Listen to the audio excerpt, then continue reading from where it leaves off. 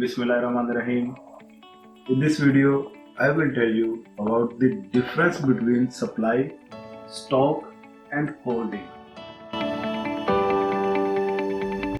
Supply क्या होती है? सबसे पहले सप्लाई मार्केट में जितनी भी प्रोडक्शन हुई वो तमाम प्रोडक्शन का पोर्शन जो मार्केट में बेचने की नीयत से मौजूद हो और आप एट अ टाइम पैसे दे के आप वो चीज़ खरीद लें, तो ऐसा जितना भी आपका प्रोडक्शन का पोर्शन होगा वो आपकी सप्लाई है।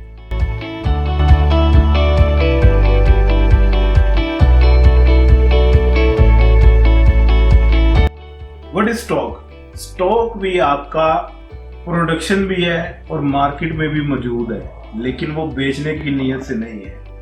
वो अपनी शॉर्ट रन के लिए वो कर लेते हैं ज़ख़ीरा अंदोज़ी कि कल को चीज़ बेचेंगे, इसके रेट सुनने में आ रहा है कि इंक्रीज होंगे, तो प्रोड्यूसर अपनी प्रॉफिट को इंक्रीज करने की खातिर फिलहाल उसकी सप्लाई या उसको बेचना बंद कर देते हैं और शॉर्ट पीरियड के बाद उसे बेचना शुरू कर देते हैं।